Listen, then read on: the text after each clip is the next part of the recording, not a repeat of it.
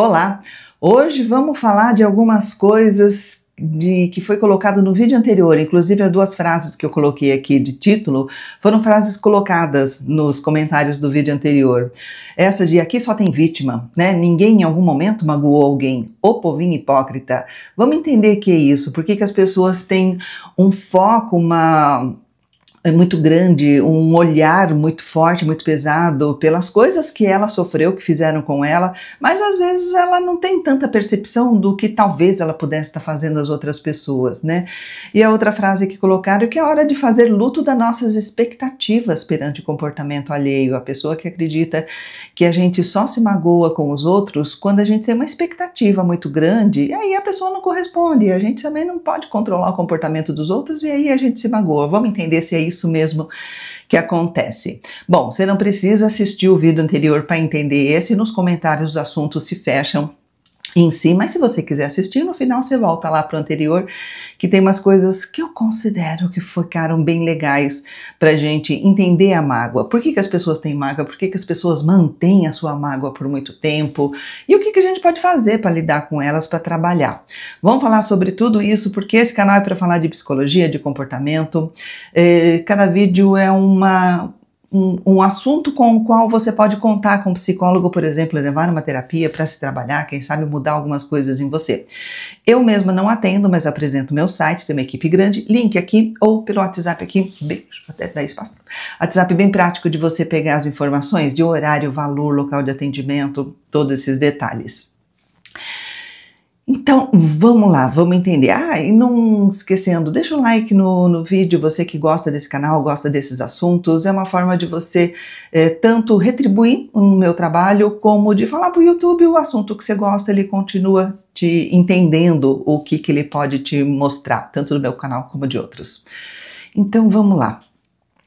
Os comentários que foram colocados, né? O vídeo hoje ele é inteiro comentando os comentários e vocês colocaram coisas bem interessantes. Por exemplo, uma pessoa colocou 16 anos de divórcio e muitas mágoas, né? Até uns 2 meses atrás ainda existia uma dor dentro de mim, gritando, uma mágoa imensa. Como eu pedi a Deus para arrancar essa dor, anos e anos, graças a Deus me sinto curada.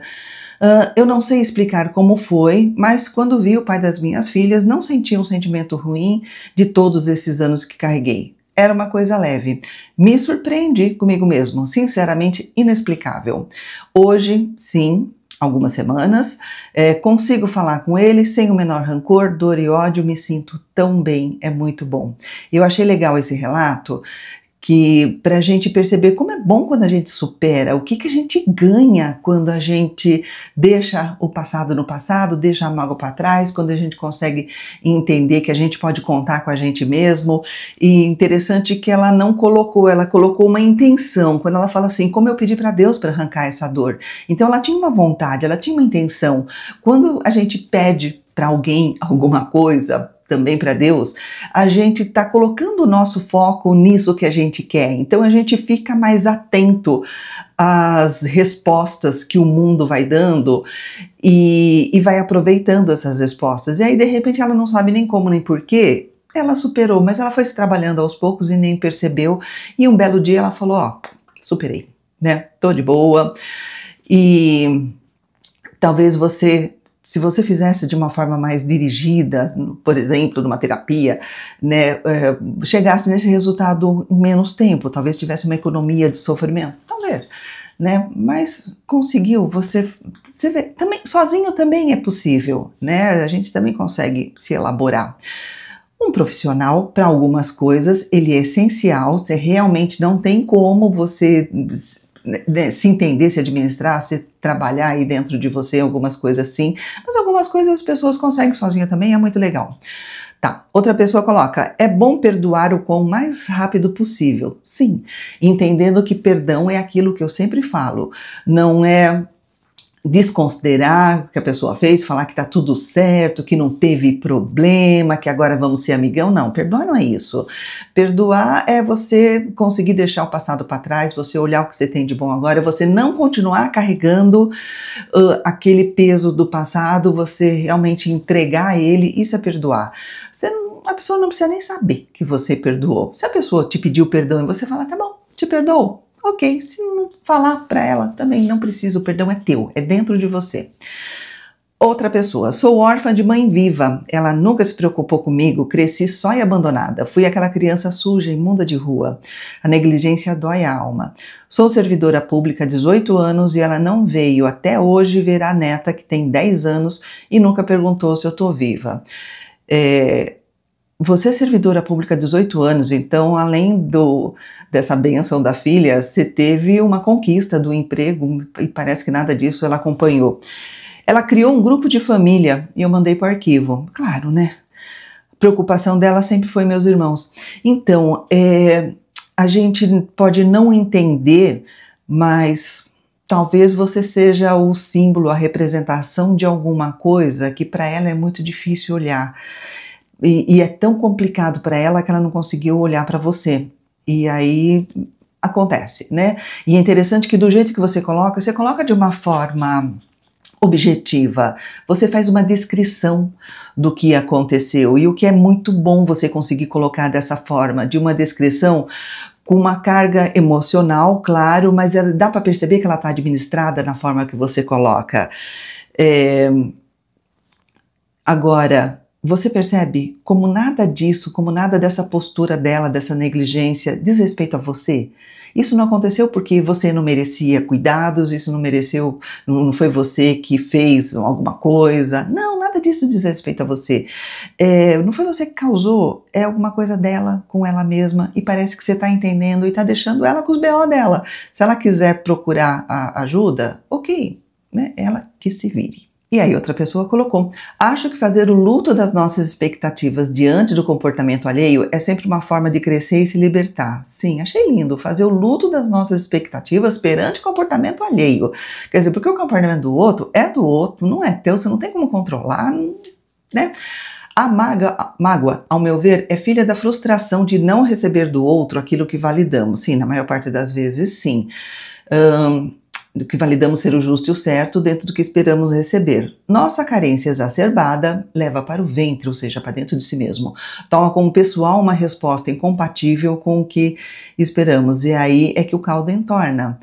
O bom senso é o termostato para saber se devemos prosseguir ou terminar um ciclo de uma vez por todas e seguir em frente.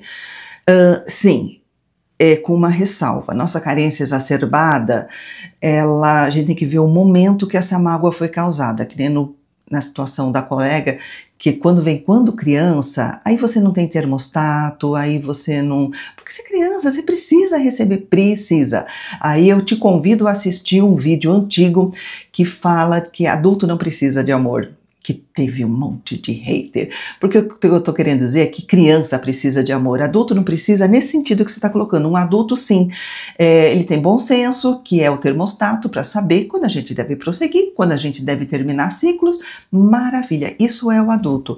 Mas se acontece quando criança, não se trata de carência exacerbada, se trata da necessidade real que ela tinha, que ela precisou, era uma questão de necessidade de sobrevivência, se não física, até emocional principalmente, e todas as expectativas da criança são justas, né? Agora, mágoa de adulto, muitas vezes são repetições dessas mágoas da infância que nunca foram superadas, nunca foram supridas.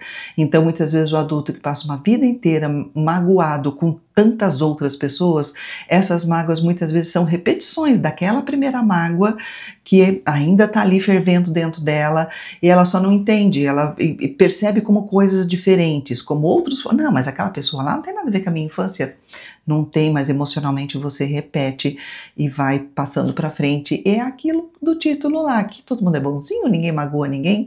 Vamos chegar numa resposta aqui que vai explicar mais isso daqui a pouco. Outra pessoa, às vezes não é sobre criar expectativas, é falta de consideração, é meio que uma continuação da colocação da colega de cima. Não é sobre criar expectativas, é falta de consideração, gratidão, empatia, gente que é realmente egoísta e não tem sentimentos nobres, são absolutamente vazias, vivem de aparência, só toleram sua presença e enquanto não ouvirem não estou mais disponível para ser usada. Tá, sim, mas se você for perceber essas pessoas sem consideração, sem gratidão, sem empatia, essas pessoas não precisam ser mantidas na sua vida. Por que esperar a segunda mancada? Por que tanta descrição tão grande? Significa que a pessoa fez muito na sua vida, ela é muito sem consideração, ela é muito sem gratidão, ela é muito... Então, significa que ela não fez só uma, fez duas, fez um monte. Aí é que eu te convido para pensar. O que será que em nós nos prende a essas pessoas que ficam tanto tempo fazendo mal na vida da gente e a gente não consegue se desvencilhar delas? Não estou nem culpando a pessoa que se prende a alguém. Tem pessoas que falam, nossa, vivi num casamento horrível por 50 anos, depois de 50 anos consegui me separar. Por que levou 50 anos para essa pessoa perceber que era só seguir outro rumo? Porque muitas vezes alguma coisa dentro da gente prende a essa situação, talvez por ter normalizado, porque foi isso que recebeu na infância, então acredita que é assim mesmo, isso é que é o normal. Amor é assim, amor vem com tapa, vem com ódio, vem com... Né? Daí chega uma hora e a gente percebe que não vem não. E muitas vezes a pessoa acredita que foi a única coisa que ela merece, que se foi isso que ela recebeu, é a única coisa que vai ter no mundo para ela, então ela vai arrastando. Então você percebe que tem que entender os dois lados da história. Outra pessoa, eu tenho uma mágoa grande da minha mãe e da minha tia. Por quê? Eu fui abusada aos 13 anos pelo marido da minha tia. Contei para minha mãe e ela não fez nada na época. Há mais de 30 anos atrás, porque naquela época não tinha leis como hoje.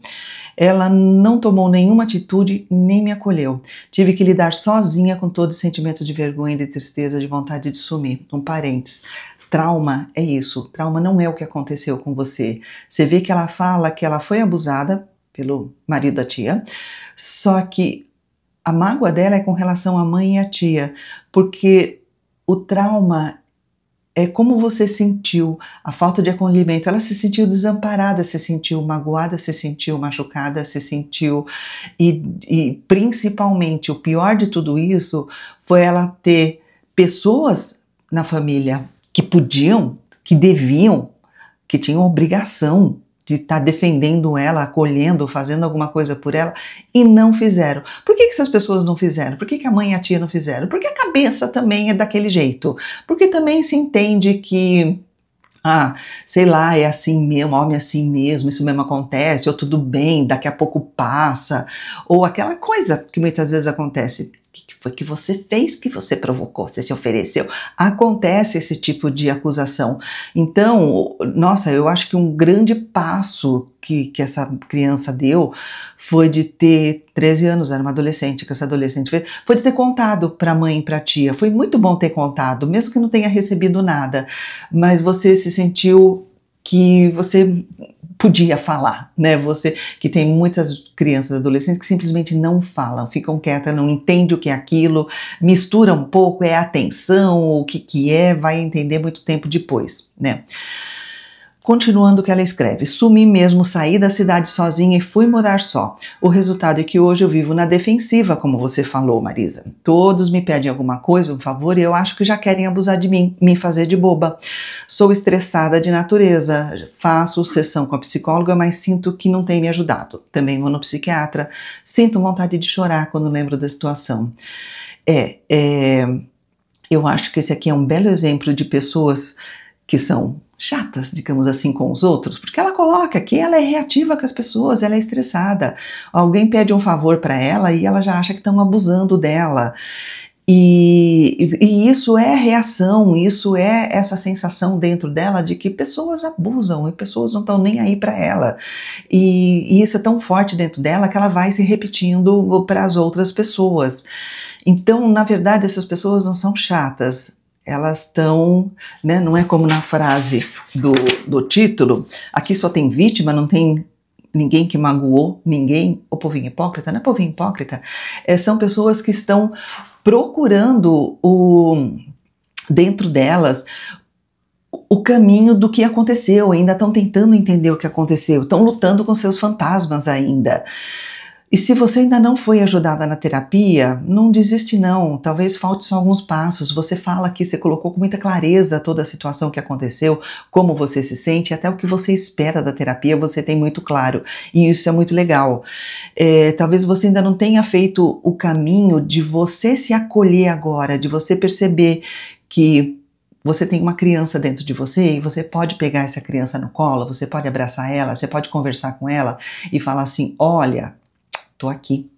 Agora você tem a mim, a sua adulta, que está entendendo o que está acontecendo, que está percebendo que tem muita gente que não sabe o que fazer com os problemas, mas agora eu tenho clareza disso, então eu posso me dar colo, eu posso me acolher, eu posso me dar amor, eu posso seguir em frente comigo mesma e não misturar outras pessoas nesse meu sentimento, sabendo que cada um é um. Sim, você pode. Pensa nisso. Conversar sobre isso com a sua terapeuta. Eu acho que pode ser legal. Outra pessoa já colocou, complementando o comentário dela, tenho 43 anos e meu abusador ficou 18 anos na cadeia. O Estatuto da Criança e do Adolescente tem mais de 30 anos, sim, mas tem aquelas leis que logo no começo poucas pessoas confiam, acreditam, poucas coisas, as coisas vão acontecendo com o tempo, né? Na minha adolescência já tinha conselho tutelar. E que maravilha, que bom que seu abusador ficou 18 anos na cadeia. A gente precisa colocar isso para todo mundo, que abusadores vão para a cadeia. Isso é um crime gravíssimo, porque é uma coisa que contamina, pode contaminar, né, uma vida inteira de uma pessoa.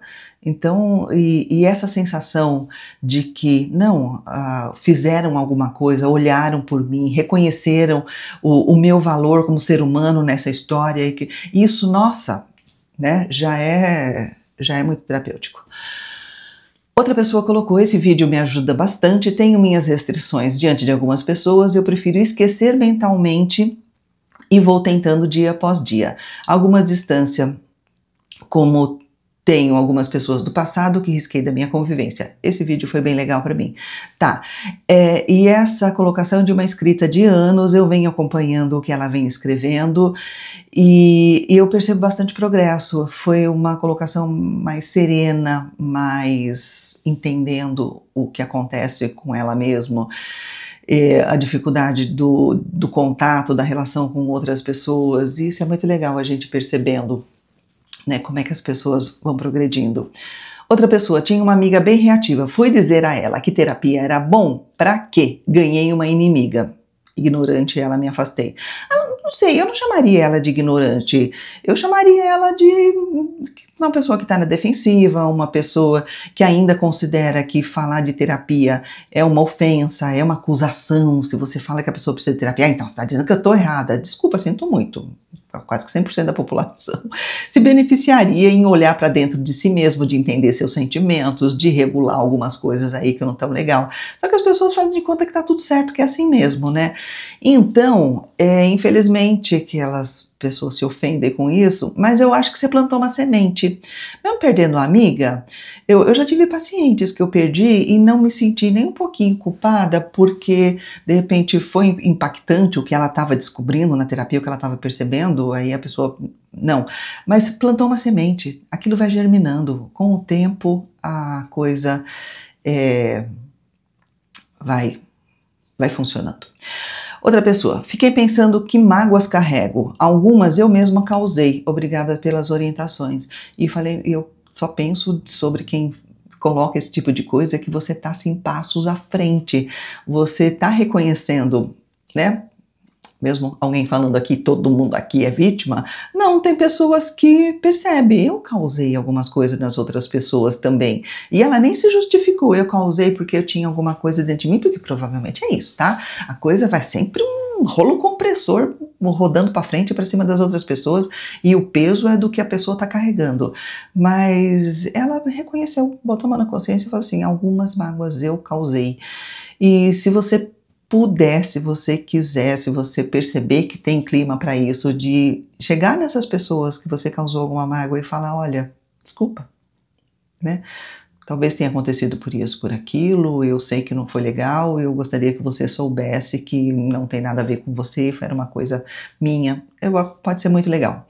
Outra pessoa, até parece que você estava falando de mim, várias pessoas colocaram isso, que eu estava descrevendo o sentimento dela, o que passa com ela.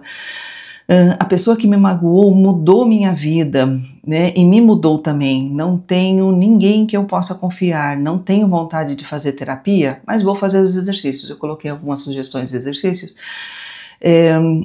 Agora eu fico pensando, o que faz uma pessoa sentir que ela tem um peso dentro dela, sentir que tem uma coisa ali que precisa ser modificada e ela não tem vontade de fazer terapia? Será que é falta de expectativa positiva? Será que é falta de um pouco mais de informação de como é a terapia, o que acontece, o que você pode ganhar? Muitas vezes é isso. O que eu falo para você, procura saber mais sobre terapia, como é, como é que funciona, como é que as pessoas se sentem, que talvez seja o incentivo aí que você precisa para se cuidar, para se tratar. Ou às vezes a pessoa não faz terapia, não tem vontade de fazer terapia por algum sentimento de que ela não merece ser bem tratada, ela não merece ser cuidada. Então, às vezes são coisas que a gente precisa fazer assim internamente, pré-terapia, para a gente conseguir chegar no tratamento. Outra pessoa colocou, mexer nisso dói. Tá, dói. Só que eu acho que é uma dor necessária. É uma dor que vai encurtar o tempo de você continuar carregando mais dor ainda. É uma dor que você tem mais trabalhada. Não é a dor que você só sente, só se lamenta, só se entrega. É uma dor que você olha para ela e você entende o que aconteceu, você se entende, você se conhece um pouco mais do mundo também, das pessoas, e se reconhece como uma pessoa que tem muito mais força do que você imaginou que tinha, que poderia ter.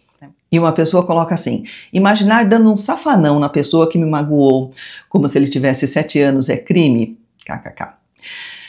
Porque um dos exercícios que eu coloquei, de perdão, seria imaginar essa pessoa que te magoou com 7 anos de idade, e você entendendo e percebendo todo o panorama dela, o que aconteceu com ela, o que ela viveu, o que fez ela se tornar essa pessoa que depois cresceu e veio a te magoar. Não é nem para justificar, é para entender, para ter um panorama maior de tudo que está acontecendo e que fica muito mais fácil a gente perdoar uma criança do que perdoar um adulto. E se a gente souber que todo adulto carrega aquela criança ainda dentro dela, principalmente se a pessoa for essa que sai por aí magoando os outros, fica um pouco mais fácil. Aí a pessoa coloca, imaginar dando um safanão com 7 anos de idade é crime? Imaginar não, se você fizer de verdade é crime, mas talvez te ajude numa catarse, né? Nossa, dei um safanão, não passei mais vontade, só que vai reforçar, né, de que a solução é sempre fazer alguma coisa ruim para o outro. Já que você fez uma coisa ruim para mim, eu faço uma coisa ruim para você e não acaba nunca. E o que a gente quer é quebrar ciclos, né, romper, parar com esse ciclo de agressão, não é porque você me agrediu, eu vou te agredir, mesmo na imaginação, mesmo num exercício, eu acho que não ajuda não. Ajuda você olhar, entender, falar, poxa, que pena, porque tua vida também foi assim, que pena que você fez da minha vida um inferno, né, que você continuou carregando para frente, mas eu agora estou disposto a não carregar para frente e não fazer a vida de mais ninguém um inferno, ou de ninguém, né, enfim. Outra pessoa, ajuda a não interpretar mal certas coisas e ser mais tolerante com a gente mesmo. Sim, não interpretar mal certas coisas significa você se dar o direito de flexibilizar o pensamento. Cada vez que alguém vir falar ou te fazer alguma coisa, às vezes a gente se sente muito magoado porque interpretou mal. Às vezes a pessoa não estava nem querendo fazer aquilo, nem era aquilo que estava fazendo. Às vezes, como eu falo assim, uma pessoa te cortou na rua, você está dirigindo, te deu uma cortada, nossa, essa pessoa pensa que é o rei do mundo, só ela tem direito, às vezes não é isso, ela está com pressa, ela não viu, é meio cega, e sei lá. Então flexibilizar o pensamento é isso, é se dar o direito de dar outras interpretações para o que está acontecendo. O que mais pode ter sido além desse primeiro pensamento que eu tive? Benefício da dúvida é maravilhoso, mesmo que você não chegue a conclusão nenhuma, só levantando outras possibilidades já ajuda muito, e ajuda porque você está racionalizando uma situação emocional exacerbada e você está trazendo para o equilíbrio quando você coloca raciocínio, quando você coloca dúvidas, quando você coloca perguntas, quando você se coloca para pensar. Enfim, se colocar para pensar quando a emoção está muito forte, te ajuda a equilibrar, só pelo fato de estar pensando, não importa nem o que você está pensando, te ajuda a equilibrar a sua emoção. Outra pessoa, eu procuro na prática não guardar rancor, porque não é bom, mágoa é pior que câncer. Dói na alma, não deve ser nada legal. Na minha mente, tem que germinar a semente do bem. Tá, ok, eu achei bacana, mas eu fiquei pensando, você está se superando, você está se obrigando a ser uma pessoa boa. Você não se dá o direito nem de sentir mágoa, nem de ter reação às coisas que fazem contigo, porque isso já não é legal. Porque se você se obriga a ser uma pessoa boa, porque você se proíbe de ser uma pessoa que reage, que sente, aí também está fora do equilíbrio. Aí é razão demais, a gente precisa ter o equilíbrio entre razão e emoção. Outra pessoa, eu acho que mágoa causa até doenças físicas, dependendo da pessoa que carrega, e tem pessoas que alimentam essas coisas ruins. Doutora Marisa, seu canal deveria passar na TV em horário nobre. Obrigada. Eu não costumo colocar os elogios aqui, porque, sei lá, né? Parece que eu tô me autoelogiando. Mas eu não gosto. Quando me chamam, eventualmente me chamam para uma participação em algum programa, alguma coisa, eu gosto do meu canal aqui, porque aqui eu tô tão à vontade.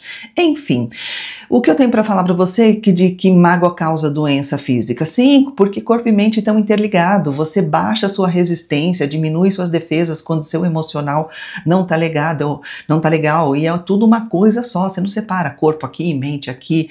Você tá funcionando aí tudo num conjunto. Então as coisas vão acontecendo. Sim, né? Uma junto com a outra, o corpo fica doente. Só não façam tabela, tá? Mágoa dá dor no dedo do pé, angústia dá dor no fio do cabelo. Não façam essas tabelas, porque as coisas não são tão assim, né? São interligadas, vão acontecendo em conjunto e tudo bem. Pronto, é isso que precisamos saber. Aqui a técnica que eu falei.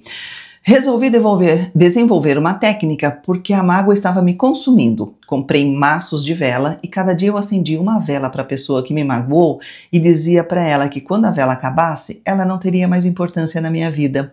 Melhorou bastante meu sofrimento.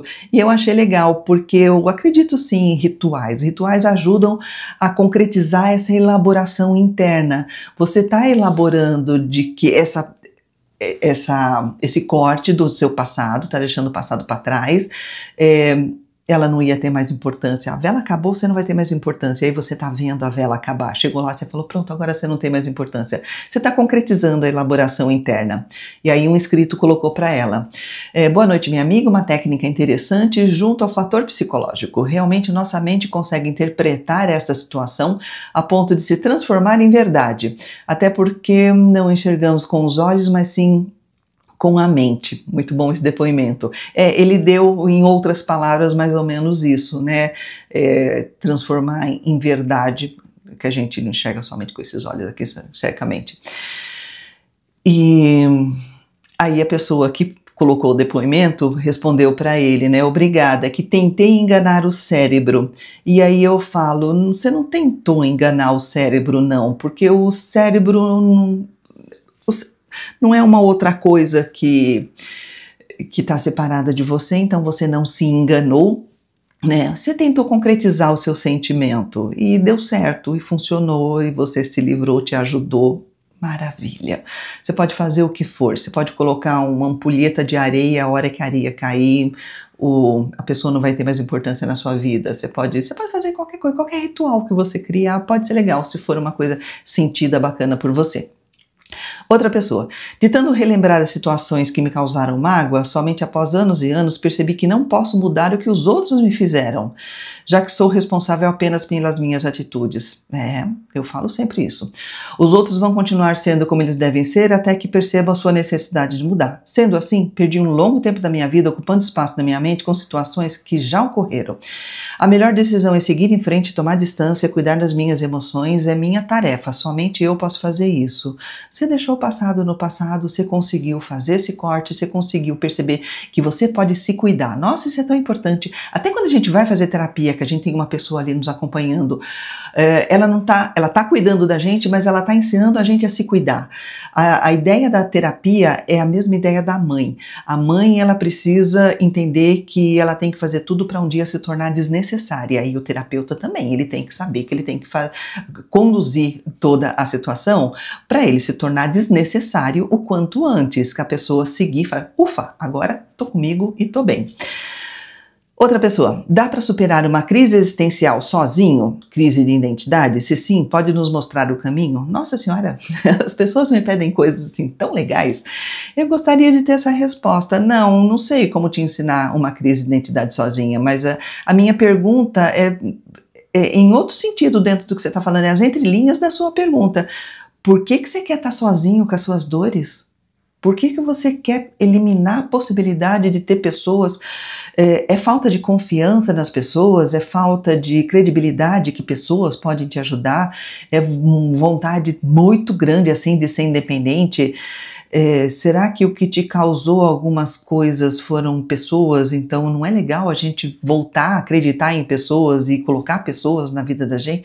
É tudo coisa que eu te coloco para pensar, tá? Você me fez uma pergunta que eu não sei responder, eu vou te colocar um monte de pergunta que talvez você não saiba responder de imediato, mas você consiga, né, ir plantando as sementinhas para ir elaborando esse tipo de coisa. Pensa nisso. Outra pessoa, não tenho inveja de ninguém. Mágoa pode ser o resultado da inveja dos outros. Sim, mágoa pode ser o resultado da inveja dos outros, não, pode ser o resultado da nossa inveja. Nossa mágoa pode ser resultado da nossa inveja. Quando você vê alguém com situações, com coisas com que você fala, poxa, eu queria estar naquela situação, pode ser uma inveja que te causa mágoa, que você fica com uma dor dentro de você, que você mesmo que fez aquilo acontecer. Agora, a inveja dos outros não. A inveja dos outros não vai te afetar, a menos que você concorde com a inveja da outra pessoa. A pessoa tem inveja de você porque você é bem sucedido. Ai, você fica com uma raiva da pessoa que tem inveja de você. Por quê? Talvez você não acredite nesse seu sucesso tão bem assim. Talvez você não acredite que você seja merecedor, talvez. E aí outra pessoa, quando sente inveja, dá uma cutucada. Agora, eu ainda acredito nos dois tipos de inveja, na inveja boa e na inveja ruim. Eu ainda acredito na inveja boa, que é aquela que fala, nossa, a pessoa tem um negócio legal, né? Eu acho que se ela conseguir, eu consigo também. Deixa eu ver como é que ela fez, que eu quero também chegar lá. Talvez até pedir uma dica para a pessoa, sei lá, se ela for de bom coração e quiser trocar dicas, eu acho que essa é a ideia, inveja boa. A inveja ruim é que ela fala assim, nossa, essa pessoa tem umas coisas tão legal, né? O que ela fez para merecer isso? Nossa, foi teste do sofá para conseguir. E aí você tenta denegrir a imagem da pessoa, essa palavra também é bem ruim, tenta colocar para baixo a imagem dessa pessoa para os outros, para quem estiver perto, para quem conhecer ela, e aí, né, chega em lugar nenhum. A última pessoa colocou assim, sair das redes sociais ajuda a eliminar a mágoa, inclusive YouTube, as redes sociais são um ambiente de ódio, tá? Tem muita coisa boa na internet, tá? Não é assim, vamos desligar tudo. Você pode seguir canais de ciência, você pode seguir, assistir filmes, você pode ter conteúdos que você teria através de livros ou através de canais legais de televisão que existiam antigamente. Existiam porque eu estou tão longe da televisão também que eu nem sei mais o que se passa em TV. Mas, enfim, pode assistir documentários, tem muita coisa legal. O que não é legal em rede social é você seguir vida de influenciador. Né, o creme que ele comprou, o lugar que viajou, a vida maravilhosa, como também falou aqui um inscrito, né, aquela vida de comercial de margarina, que você sabe que não é assim, mas você gosta de acreditar que é e gosta de se sentir mal pela sua vida não ser daquele jeito. Só que se parar com tudo isso, se você for olhar as coisas que são realmente interessantes, né, como eu dei exemplo de canal de ciência, porque é uma coisa que eu sigo muito, tem muito canal de ciência que eu gosto de assistir. E aí você vai ver como a tua vida é bem legal também, né? Dentro de tudo que acontece, dentro de todas as características que são únicas para cada pessoa, também pode ser muito legal. E aí eu fecho. O que vocês acharam dessa colocação? Aqui só tem vítima. Ninguém em algum momento magoou alguém. O povinho hipócrita. O que você acha disso? Realmente é isso? Aqui só tem vítima? As vítimas também não estão carregando uma série de coisas também, né? O algoz também não é uma vítima.